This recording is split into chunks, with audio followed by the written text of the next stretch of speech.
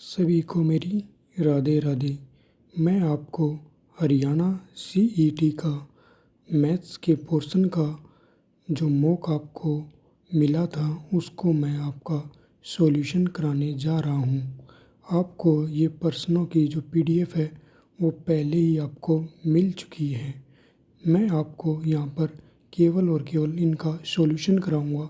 जिन भी बच्चों के सॉल्यूशन गलत थे वे अपने सॉल्यूशन चेक कर सकते हैं कि इस क्वेश्चन का सॉल्यूशन क्या होना चाहिए था।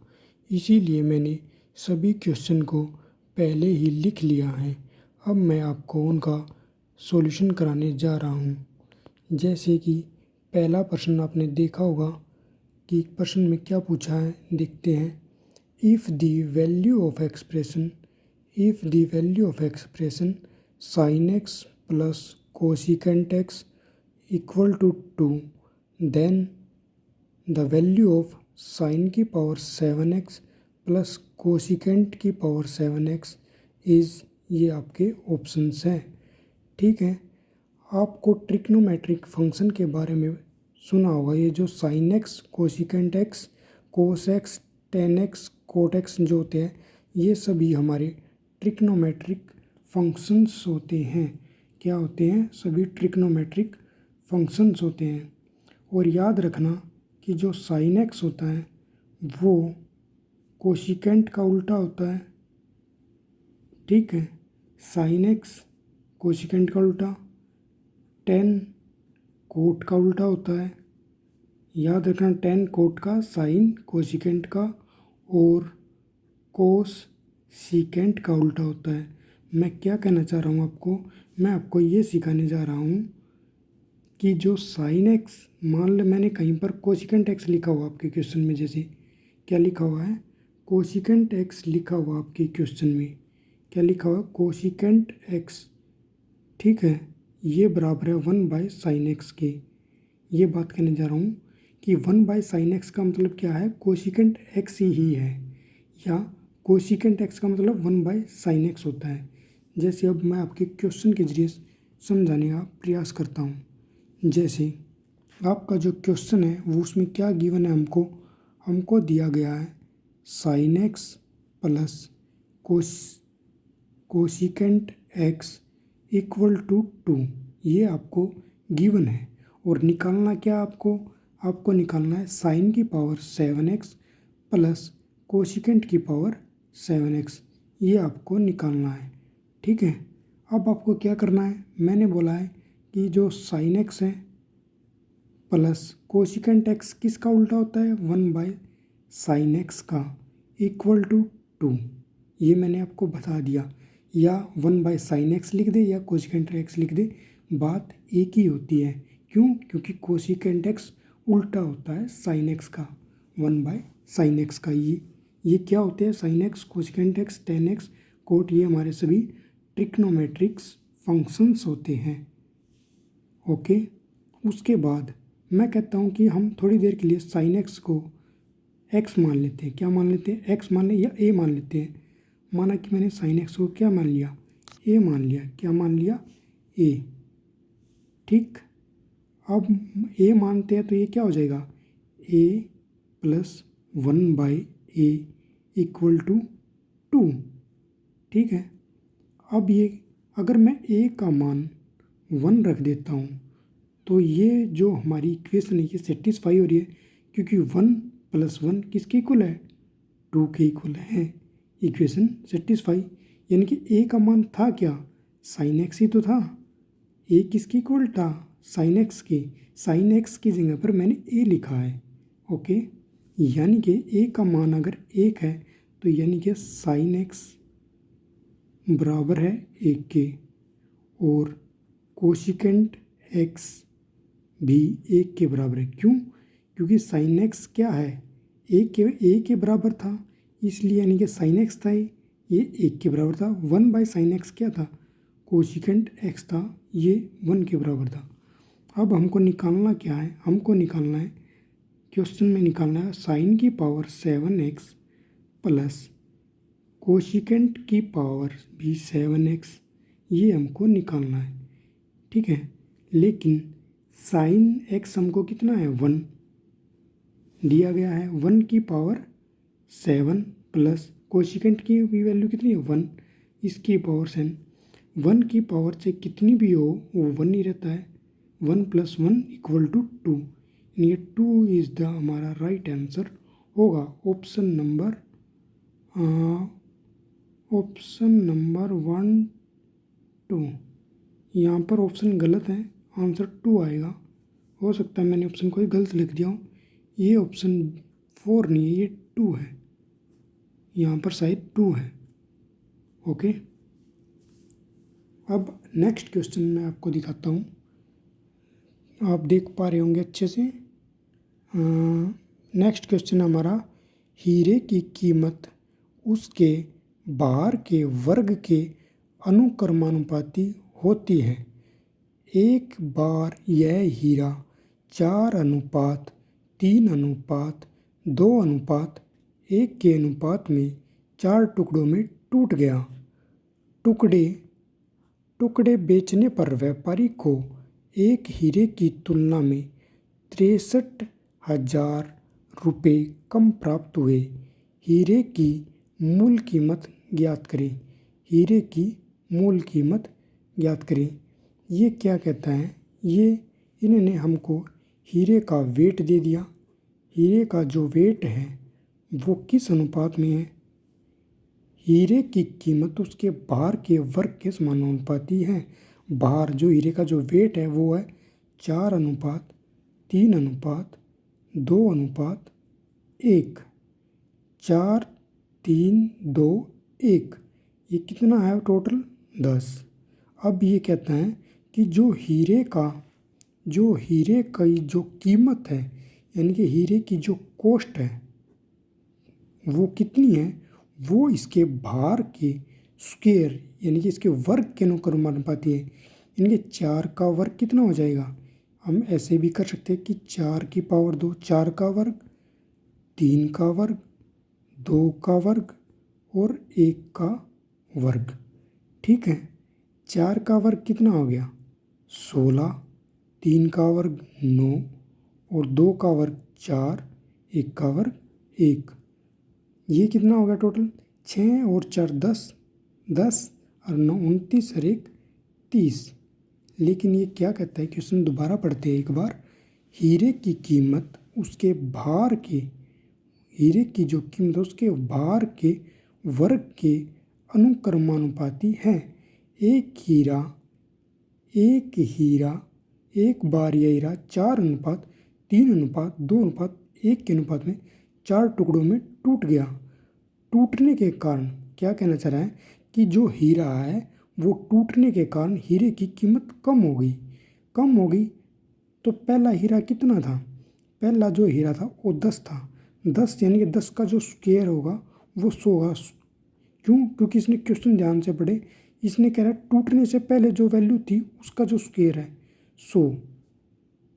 टूटने के बाद हीरे की कीमत में कितनी कमी होगी, पहले वैल्यू अगर 100 थी, पहले वैल्यू कितनी थी 100, अब कितनी होगी 30, कितने की कमी आ गई 70 की। लेकिन ये कह रहा है क्वेश्चन में 70 की कमी नहीं है हीरे में टूटने के कारण 63,000 की कमी हुई। यानी कि कितने गुना पर बैठा है, ये मान हमारा बैठा है 7 × 63, यानी कि 900 गुना पर बैठा है। इसको हम ऐसे भी कर सकते हैं कि 70 का मान 63,000 है तो 1 का मान 63,000 अपोन में 70 करेंगे तो भी 900 आएगा। यानी कि हमको कितने का मान चाहिए, हमको 100 का मान चाहिए। कितने गुना पर बैठा है 900 गुना पर बैठा है, यानी कि 90,000 हमारा राइट आंसर होगा। समझ में आया। ओके, नेक्स्ट क्वेश्चन देखना। नेक्स्ट क्वेश्चन है हमारा ये x² माइनस, एक्चुअल में ये x² नहीं आएगा क्योंकि पावर घटती जाती, कैसे 3 से 2, 2 के बाद 1 ऐसे होती है। ठीक, x³ minus 4x² minus 8x plus 11 में से कौन सी संख्या घटाई जाए ताकि यह x + 2 से विभाज्य हो जाए। यानी ये क्या कहना चाह रहा है, क्वेश्चन कह रहा है, जैसे मैं आपको समझाने के लिए करता हूँ। कोई भी है, कोई वैल्यू 11 है, मैं कहता हूँ 11 को 2 से भाग देना है कि 11 में से क्या घटाऊँ कि वो 2 से कंप्लीट डिवाइड हो जाए। तो क्या घटाऊँ, 11 में से अगर मैं मान लो मैं भाग देता हूँ, 11 को 2 से मैंने भाग दिया तो 2 पंजे 10, तो यानी कि एक अगर मैं घटा देता हूँ तो यहाँ पर कितना आएगा 10, और 10 क्या होता है 2 से कंप्लीट डिवाइड होता है, मतलब एक घटाने पर 2 से कंप्लीट डिवाइड हो पा रहा है। समझ पा रहे हैं। वैसा ही यहाँ पर क्वेश्चन में बोला है कि इस वैल्यू में से इस पोलिनोमियल जो एफ ऑफ एक्स है इसमें से क्या घटाए ताकि ये कंप्लीट डिवाइड हो जाए। शॉर्ट ट्रिक तो हमारी ये होती है कि जैसे ये x+2 है, पोलिनोमियल जो एफ ऑफ एक्स दिया हमारे को, अगर इसको हम x+a नहीं आसानी से करते हैं, x-a मान लेते हैं, x-a रिमाइंडर एफ ऑफ ए के इक्वल आ जाए। मैं क्या कहना चाह रहा हूँ, अगर यहाँ पर x-a की जगह क्या दिया गया, 2 दिया गया है, क्या दिया गया 2, यानी कि x माइनस ऑफ 2, ये क्या है, यही तो है, ये हमारा x+2। मैं ये कह रहा हूँ कि अगर x की जगह पर -2 पुट कर दे तो हमारा आंसर मिल जाएगा। किस में पुट करना हमको, इस वैल्यू में जो ये दिया गया इसमें, यानी कि x³ minus 4x² minus 8x plus 11। अगर इसमें हम x का मान -2 पुट कर देते हैं तो हमको वो वैल्यू मिल जाएगी जो हमको घटाने से x+2 में भाग हो जाएगी। ठीक, जैसे x की जगह पर हम क्या रखेंगे, -2⁻³ माइनस x की जगह -2⁻² माइनस 8 माइनस x की जगह पर -2 प्लस 11 ये रखेंगे। -2⁻3 का मतलब कितना होता है 8, यानी कि -8 माइनस 4, 2 की पावर -2 का पावर 2 यानी कि 2 की पावर -2 की पावर 2 कितना हो गया 4 माइनस 8, 2 अट्ठे 16, यानी ये कितना हो गया 16 माइनस माइनस प्लस 11। अब हम इसको सोल्व करते हैं, 4 चौक 16 माइनस का 8 माइनस का 16 प्लस का 16 प्लस का 11 प्लस का 16 माइनस का 16, 11 में से 8 गई, कितने आए 3, यानी कि जो 3 है 3 हमारा राइट आंसर होगा, 3 हमारा राइट आंसर है।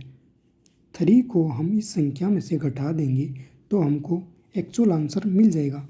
अगर आपको इस क्वेश्चन को बेसिक से समझना है तो बेसिक से तो मेथड ये होएगा कि x³ minus 4x² minus 8x plus 11 को जब हम डिवाइड करते हैं, किस से डिवाइड करना है, x+2 से। ये क्वेश्चन हमने 10th क्लास में एक चैप्टर होता था पोलिनोमियल, जिसे हम हिंदी में बहुपद बोलते थे, वहाँ पर इन क्वेश्चन को हमने डिटेल में किया हुआ है। कैसे, अगर यहाँ पर पावर 3 है और यहाँ पर x की मान 1 है तो हमको 3 बनाने के लिए क्या करना पड़ेगा, x की पावर 2 से भाग देना पड़ेगा। x को x की पावर जब 2 से भाग देते हैं, मल्टीप्लाई करेंगे, x की पावर 2 और x कितना होगा यहाँ पर x की पावर 3 पे 2x² इससे मल्टीप्लाई करेगा प्लस का 2x²।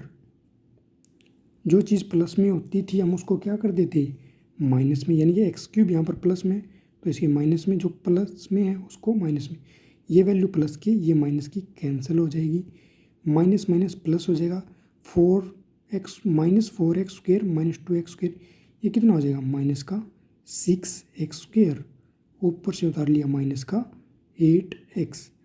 अब देखिए, अब यहाँ पर हमको कितने पे जाना चाहिएगा, अब हमको यहाँ पे जाना पड़ेगा -6x पे,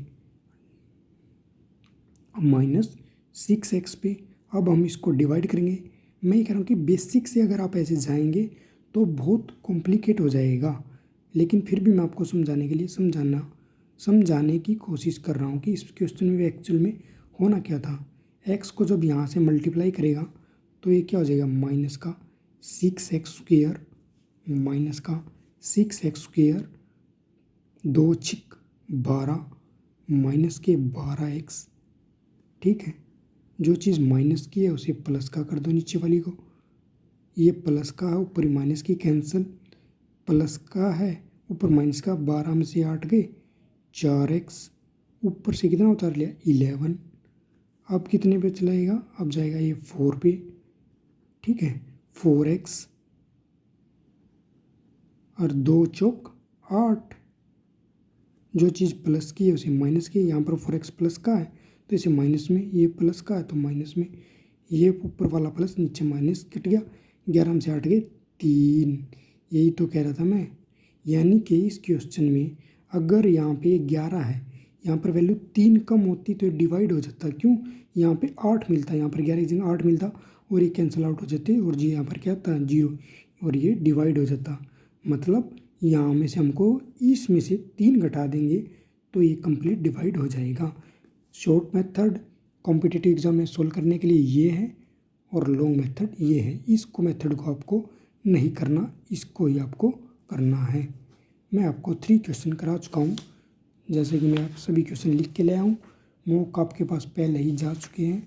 सभी क्वेश्चंस मैं आपको समझाने के लिए पहले लिख चुका हूँ इन सभी क्वेश्चनों को। आइए अब हम आपको नेक्स्ट क्वेश्चन की ओर लेके चलते हैं। नेक्स्ट क्वेश्चन हमारा 4th क्वेश्चन। एक पर्स पर क्रमशः 10% और 20% की छूट दी जाती है। यदि अंकित मूल्य 2250 रुपये है तो विक्रय मूल्य ज्ञात करें।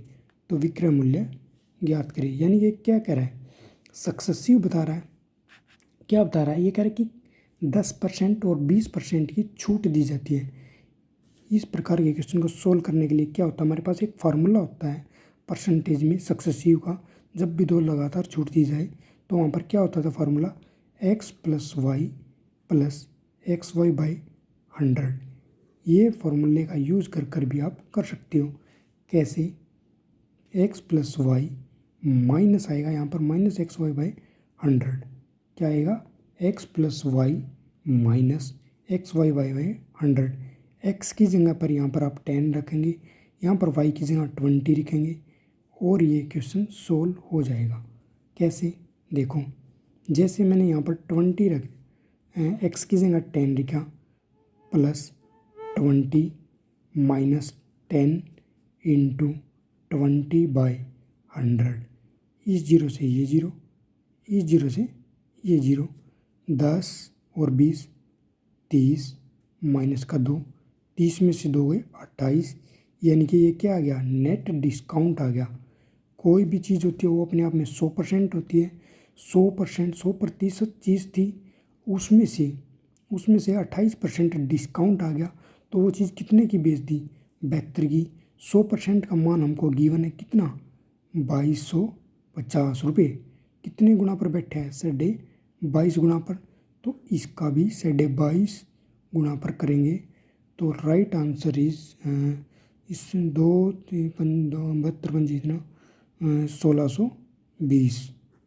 ठीक, इस क्वेश्चन को सोल्व करने का मेथड, मैं आपको एक मेथड और सिखाना चाहता हूँ। वो मेथड ये है कि 10% का मतलब क्या होता है, 10% का मतलब क्या होता है, 1/10। 10% का मतलब होता है 1/10 और 20% का मतलब होता है 1/5। अगर कोई चीज़ 10 रुपये की है, अगर कोई चीज़ 10 रुपये की है और उस पर 1 का डिस्काउंट दे दिया तो कितने में बेच दी, 9 में। यहाँ पर क्या है, दूसरी बार दूसरा डिस्काउंट, लगातार छूट है। 5 रुपये की चीज़ है, 1 का डिस्काउंट देके कितने में बेच दिया, 4 में। ये हमारा जो है, ये हमारा मार्क प्राइस है और ये हमारा सेलिंग प्राइस है। यानी कि लेकिन मार्क प्राइस तो हमारा बराबर दिया गया है, 2 से गुना कर देंगे इसलिए। तो ये कितना हो गया, 100 और ये कितना होगा, 4 दूनी 8 9 8 72। 100 रुपये की चीज़ थी, 72 रुपये में बेच दी। ठीक, लेकिन 100 का मान हमको कितना गया दिया, 100 का मान हमको 2250 कितने गुना पर बैठा है, 22.5 गुना पर बैठा है। तो यहाँ पर 72 का भी 22.5 गुना ही करना पड़ेगा। Answer 1620, option number 2। Okay, second question क्या है हमारे पास? सेकंड क्वेश्चन है, यदि आर आर एक बिंदु है, आर क्या है? एक बिंदु है जो वृत्त के केंद्र से, आर एक बिंदु है जो वृत्त के केंद्र से 18 सेंटीमीटर दूर स्थित है। आर में आर से खींची गई रेखा वृत्त को ए व बी पर काटती है। जहाँ आर ए का मान 7 सेंटीमीटर है और ए बी 5 सेंटीमीटर है, तो वृत्त की त्रिज्या ज्ञात करें। क्या निकालना है? वृत्त की त्रिज्या। एक वृत्त हमारे पास, ठीक है, इसने क्या, आर एक बिंदु है सेंटर से जो दूर स्थित है 18 सेंटीमीटर की दूर। ये वृत्त का सेंटर मान लेते हैं। ये 18 सेंटीमीटर दूर स्थित है और ये कितना है? 18। फिर उसके बाद कहता है आर से खींची गई एक रेखा ए और बी पर वृत्त पर काटती है। ऐसे ए और बी पर काटती है। ये मान ए है, ये मान बी है, ठीक है। आर ए का मान 7 सेंटीमीटर है और ए बी का मान हमको 5 सेंटीमीटर दिया गया है, ठीक है। आर ए का मान 7 सेंटीमीटर, ए बी का मान 5 सेंटीमीटर दिया गया है। अब मैं आपको कहता हूँ, अब हम एक टेंजेंट ड्रॉ कर देते हैं यहाँ से। ऐसे मैंने एक टेंजेंट ड्रॉ कर दिया। इस पॉइंट को नाम दे देता हूँ मैं सी। थोड़ा सा यहाँ पर मैंने सी नाम दे दिया। क्या नाम दे दिया? सी। टेंजेंट। टेंजेंट की हमारे पास एक प्रॉपर्टी आपको याद रखनी होती है इस प्रकार के क्वेश्चन को सोल्व करने के लिए।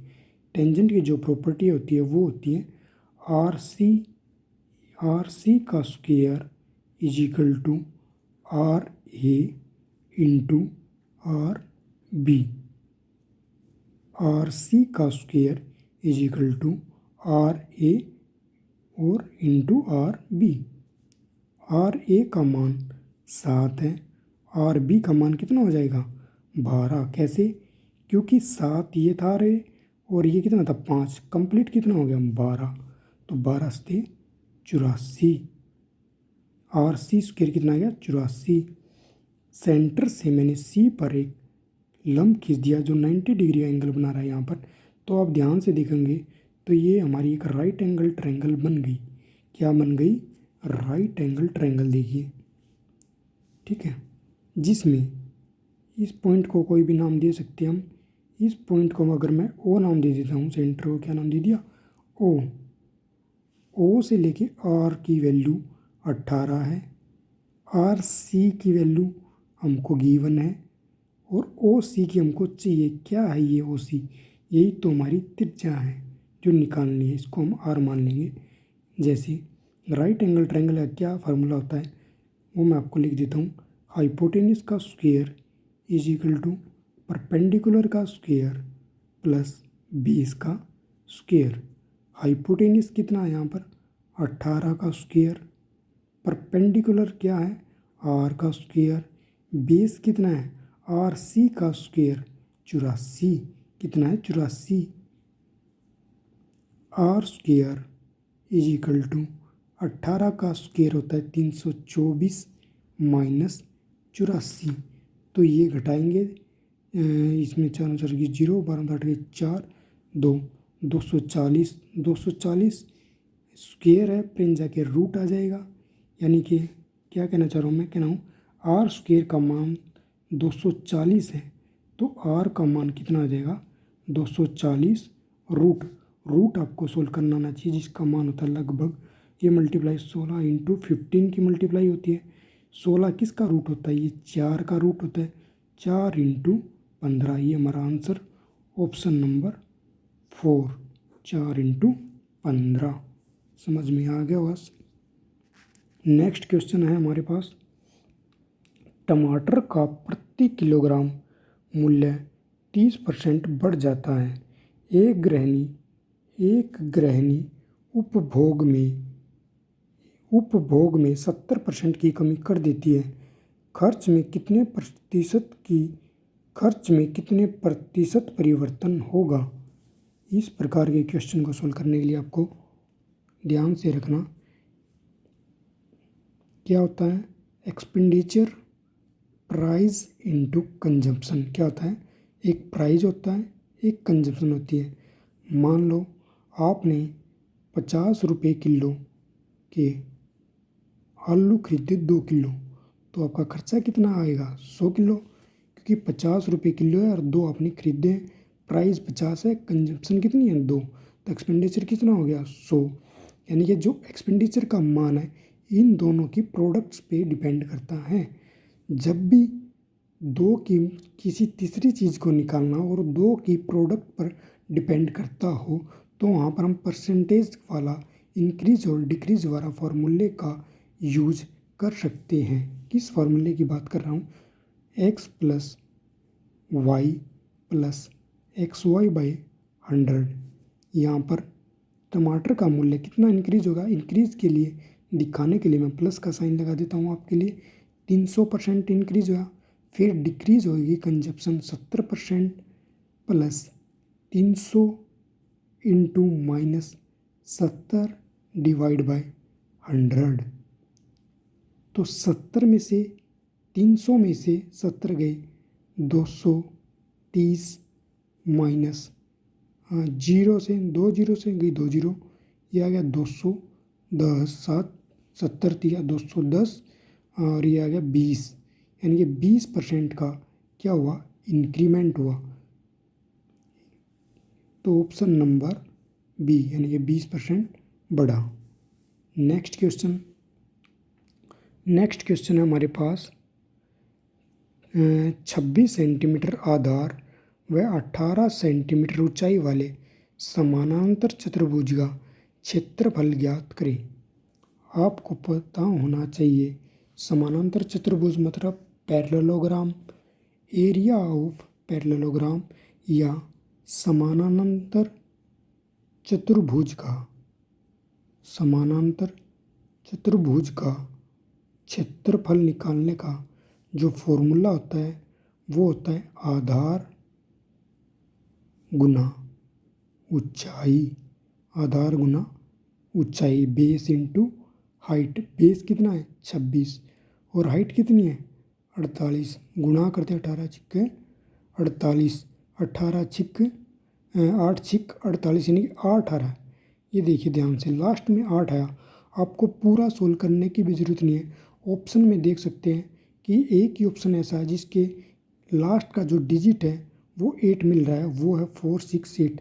तो यही हमारा आंसर होगा 468 सेंटीमीटर स्क्वायर। 7 क्वेश्चन आपके हो चुके हैं हमारे। नेक्स्ट क्वेश्चन देखते हैं हमारा। नेक्स्ट क्वेश्चन में क्या पूछा गया है, 8वां क्वेश्चन है find the average of first 25 natural numbers. प्रथम 125 प्राकृतिक संख्याओं का औसत बताना है। तो औसत एवरेज निकालने के लिए हमको कैसे निकालते हैं, एवरेज निकालने के लिए सम अपॉन नंबर ऑफ टर्म्स का फार्मूला होता है। तो सम निकालना है, नेचुरल नंबर का सम निकालने के लिए फार्मूला होता है n into n plus 1/2। n कितना है 125, n का मान दिया गया है 125 क्योंकि 125 नेचुरल नंबर है। 125 प्लस 1 126 डिवाइड बाई 2 2 से करेगा 2 छिक 12, 2 तिया 6। अब natural number of terms sum आ गया हमारे पास 125 इंटू 63 सम आ गया। अब लेकिन मैंने एवरेज में बताया नंबर ऑफ टर्म्स कितनी है, इसमें नंबर ऑफ टर्म्स है 125। नेचुरल नंबर की 1 से लेके 125 तक जो नंबर ऑफ टर्म्स है 125 से 125 कैंसिल हो गया। Answer is 63, option number 3। तो फर्स्ट टू 125 नेचुरल नंबर की एवरेज है 63। नेक्स्ट क्वेश्चन है हमारे पास यदि 3a + 2b = 27 है और 27 a³ plus 8b³ equal to 1458। तो 2ab का मान निकालना है। इस क्वेश्चन को कैसे सोल्व करेंगे? इस क्वेश्चन को सोल्व करने के लिए आपको 27 a³ plus 8b³ equal to 1458 ये हमको गिवन है। अगर इसी चीज़ को मैं ऐसे लिख दूँ 3a³ plus 2b³ equal to 1458 तो एक ही बात है ये। एक फार्मूला होता है हमारे पास x³ plus y³ is equal to x plus x³ plus y³ formula होता है x plus y³ minus 3xy into x plus Y. ये फार्मूला आपको पता होना चाहिए, याद कर लीजिएगा।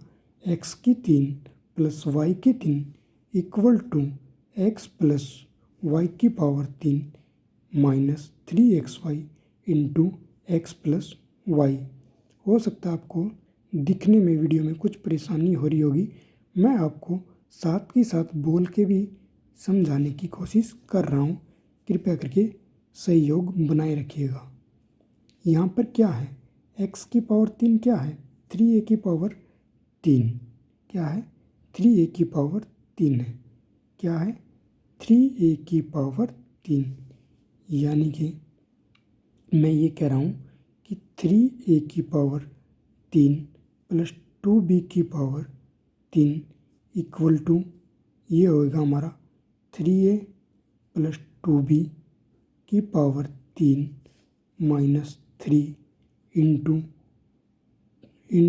3a इंटू 2b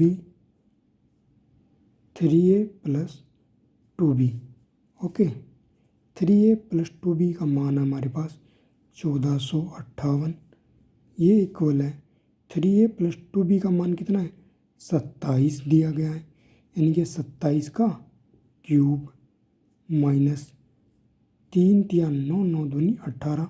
इसको हम एज इट इज लिख लेते हैं 3 तिया 9 और इंटू 2ab क्योंकि हमको यही निकालना है।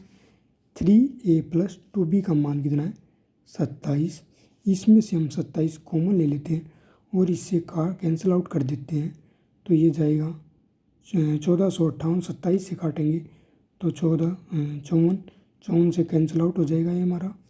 तो 54 equal to 27² minus 9 into 2ab ये हो गया। अब हम इसको 9 से डिवाइड करते हैं या 9 कॉमन ले ले।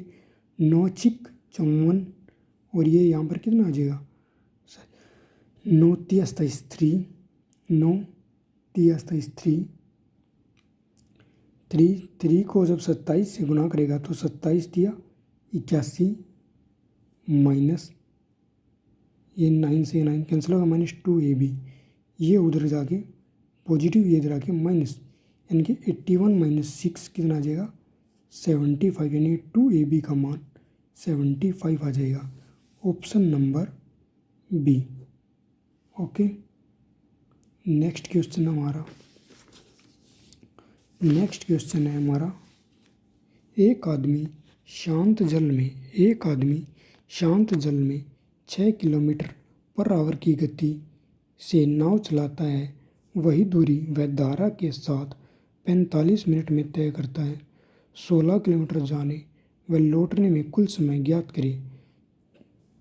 यानी कि शांत जल में जो बोट की जो स्पीड होती है उसे हम s1 मान लेते हैं, जब धारा के साथ जाएगा उसे हम s2 मान लेते हैं, s1।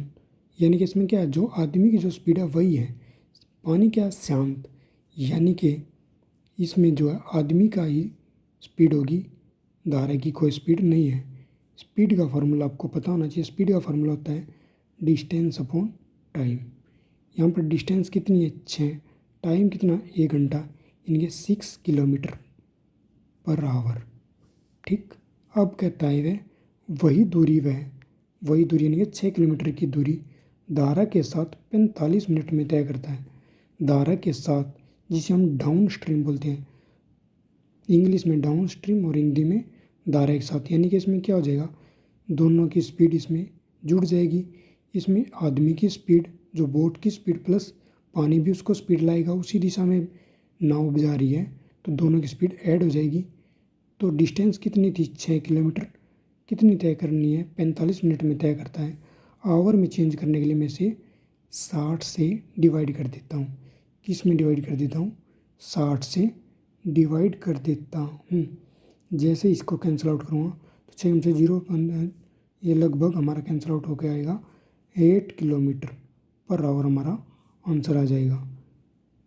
यानी कि S1 प्लस S2 का मान अगर 8 है और S1 कितना है 6, यानी कि S2 कितना रहा होगा हमारा, ये 6 है, तो X2 हमारा 2 किलोमीटर पर आवर आया है। क्यों, S1 प्लस S2 का मान अगर 8 किलोमीटर है और S1 हमको 6 किलोमीटर मिला है, तो 6 यानी कि 2 रहा होगा। ये समझ पा रहे होंगे मेरी बात। उसके बाद ये क्या कह रहा है, अब हमको निकालना क्या है, अब हमको निकालना है वो टाइम। अब हमको टाइम निकालना है, 16 किलोमीटर जाने व आने में कुल समय कितना लगा। डिस्टेंस कितनी है, 16 किलोमीटर की। जब वह जाएगा तो धारा के साथ जाएगा, धारा के जब साथ जाएगा तो उसने कितनी दूरी तय करी थी, 8 किलोमीटर पर आवर की स्पीड से गया था वो डाउन स्ट्रीम धारा के साथ। फिर वापस भी आ रहा है, डिस्टेंस तो 16 ही है। वापस आएगा, किसके साथ आएगा, विपरीत दिशा में आएगा, यानी कि S1 माइनस S2 करना पड़ेगा, अपर स्ट्रीम करना पड़ेगा। अपर स्ट्रीम का मान कितना आएगा, 4। क्यों, ये 4 कैसे आया, S1 माइनस S2, 6 माइनस 2, ये अपर स्ट्रीम।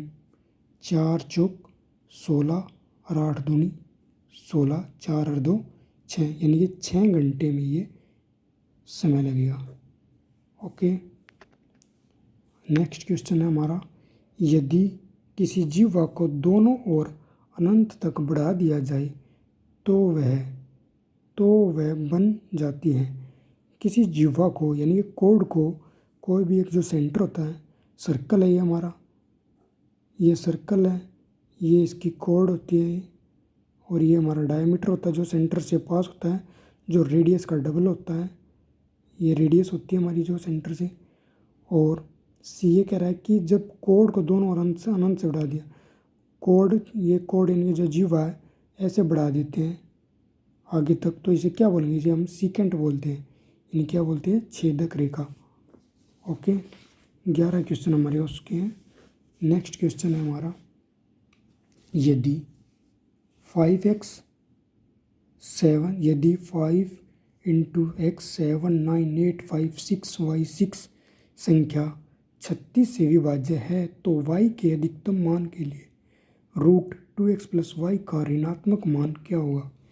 यानी कि ये कितने डिजिट नंबर है, 1 2 3 4 5 6 7 8 9 डिजिट नंबर है, 36 से डिवाइड हो रहा है।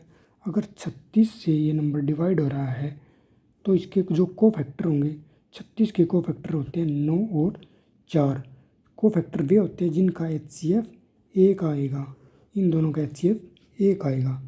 अगर 36 से ये नंबर डिवाइड हो रहा है तो इसके कोफैक्टर से भी डिवाइड होगा, 9 से भी डिवाइड होगा और 4 से भी। 4 का डिविजिबिलिटी रूल कहता है कि लास्ट के 2 डिजिट किससे भाग होने चाहिए, 4 से भाग होने चाहिए। और y का अधिकतम मान लेना है, क्वेश्चन में कहा है। y का अधिकतम मान कितना हो सकता है, 9। क्या 9 इंटू 6 96, 4 से भाग हो रहा है, बिल्कुल। 4 दूनी 8 4 चौक 16, बिल्कुल भाग हो रहा है। अब नेक्स्ट हमको चेक करना रह गया 9 का डिविजिबिलिटी रूल कहता है कि सम ऑफ डिजिट का जो सम हो 9 से भाग होना चाहिए। जो ये 5x 7 9 8 5xy 6, जहाँ जहाँ 9 है, जिनका जो 9 बनता है उसे काट देते हैं, देख लेते हैं। 9 और 5 13 13 और 6 19 19 और 6 25 25 और 5 30 और 7 37 37 में से 9 चौक 36, 36 भाग हो रहा है, बिल्कुल 9 से 1 बचता है, यानी x + 1 बचता है। x का मान क्या रखें कि 9 से भाग हो जाए, x का मान 8 रख देते हैं। 8 1 9 दोनों भाग हो रहा है, तो वैल्यू क्या आ जाएगी 2 इंटू एक्स का मान 8 प्लस y का मान कितना है 9 है, तो 2 8 16 प्लस 9 9, 16 और 9 कितना होता है 25। ये नेगेटिव मान चाहिए तो ये रूट होता है -25 का, नेगेटिव का है, वरना पॉजिटिव में भी हो सकता है क्योंकि रूट के बाहर +-5 आता है, लेकिन इसने नेगेटिव मांगा है तो नेगेटिव आंसर मैंने आपको बता दिया। नेक्स्ट क्वेश्चन, 4, 9 और 16 के लिए चौथा अनुपाती संख्या ज्ञात करें। अनुपात के लिए आपको मान लें 4 नंबर दिया गया है, A/B/C/D इस प्रकार से है, तो ये होगा A/B = C/D। ऐसे ही इन्होंने हमको नंबर दिए हैं 4/9 जो है 16, लास्ट वाले को मैं D मान लेता हूँ। जो निकालना हमको ऐसे भी कर सकते हैं डायरेक्ट कि इसकी और इसकी मल्टीप्लाई और इसकी और इसकी मल्टीप्लाई, 4 × D इक्वल है 9 × 6, तो 4 से गया 4 पे, 4 चौक 16 और 4 9 36, यानी D का मान आ गया 36, ऑप्शन नंबर 1। नेक्स्ट क्वेश्चन है, सिंप्लीफाई करना है। 25 सिंप्लीफिकेशन का क्वेश्चन है, ये तो आप कर ही लेंगे, फिर भी मैं आपको बता के जा रहा हूँ एक ट्रिक। बोर्ड मास का यूज़ करके आप इसे बड़ी आसानी से सोल्व कर सकते हो। बी का मतलब bracket of divide multiply addition और सब्ट्रैक्शन इस सीक्वेंस में सोल्व करते हैं। मैंने आपको सारी चीज़ें इसमें समझा दी है। मुझे पूरी उम्मीद है कि आप सभी क्वेश्चनों को अच्छे से समझ पाए होंगे। एक बार मैं आपको सभी क्वेश्चन का सॉल्यूशन फिर से दिखा देता हूँ। अगर किसी को कोई दिक्कत आई हो वीडियो में देखने में तो आप देख सकते हैं। ये सॉल्यूशन मैं आपको कोशिश कर रहा हूँ दिखाने की। इससे पहले वाले जो क्वेश्चंस हैं वो मैं आपको दिखाने की कोशिश कर रहा हूँ। ये देखिए, आप वीडियो को रोक के भी नहीं देख सकते हैं, समझने का कोशिश कीजिएगा। बड़े ही आसान थे, कोई लेवल मुश्किल नहीं था। मुझे उम्मीद है कि आप सभी क्वेश्चन को समझ पाए होंगे। अगर फिर भी किसी क्वेश्चन में कोई डाउट है तो आप मुझे कमेंट कर सकते हैं नीचे। ये देखिए, धन्यवाद, राधे राधे।